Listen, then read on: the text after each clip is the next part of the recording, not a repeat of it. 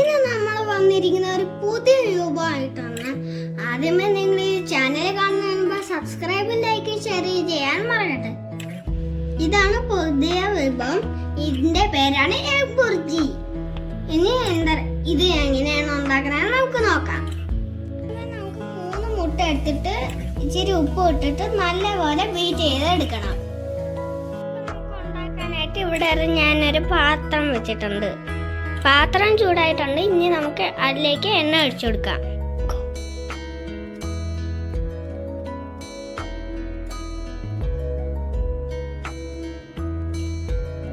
ഇപ്പോൾ എണ്ണ ചൂടായിട്ടുണ്ട്. ഇപ്പൊ നമ്മൾ 2 മീഡിയം സൈസ് സവാള ഇവിടെ എടുത്തിട്ടുണ്ട്. അത് ചെറുതായിട്ട് അരിഞ്ഞിടണം. ഇനി ചെറുതായിട്ട് 2 കൊച്ചു പച്ചമുളക് അരിഞ്ഞിട്ടിട്ടുണ്ട്. ഇനി നമുക്കിത് ഇളക്കാം. മീഡിയം ഫ്ലെയിമിൽ വെച്ചാണ് ഇളക്കാനുള്ള. ഇതിലേക്ക് ഇഞ്ചിയും വെളുത്തുള്ളിയും ചെറുതായിട്ട് അരിഞ്ഞിടാം. 1/4 ടീസ്പൂൺ മഞ്ഞൾപ്പൊടി ഇടാം. കാശ്മീരി ചില്ലി പൗഡർ ഇട്ട് കൊടുക്കാം. 1/4 ടീസ്പൂൺ. ക്വാണ്ടിറ്റി കുറവായതുകൊണ്ടാണ് ഞാൻ കുറച്ച് മസാലകൾ ഇടുന്നത്. 1/4 ടീസ്പൂൺ കുരുമുളക് പൊടി ഇട്ട് കൊടുക്കാം. നമുക്ക് 1/2 ടീസ്പൂൺ ഗരം മസാല. മണങ്ങളെല്ലാം മാറുന്നവരെ ലോ ഫ്ലെയിമിൽ തന്നെ വെച്ച് ഇളക്കണം. നമുക്ക് ചെറിയൊരു തക്കാളി എടുത്തിട്ട് തന്നെ അരിഞ്ഞിടാം.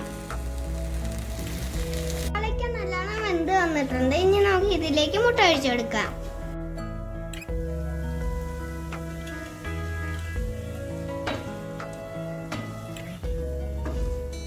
ആവശ്യത്തിന് ഉപ്പും കൂടെ ഇടാം.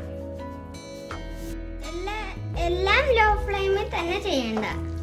ഈ എഗ് ബുർജി ഒരു നല്ല റെസിപ്പിയാണ്. ഇത് പെട്ടെന്ന് ഉണ്ടാക്കി എടുക്കാൻ പറ്റും.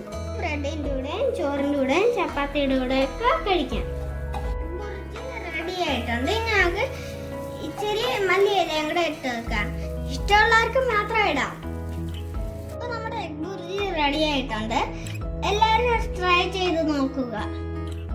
ഞാൻ ടേസ്റ്റ് ചെയ്ത് നോക്കട്ടെ.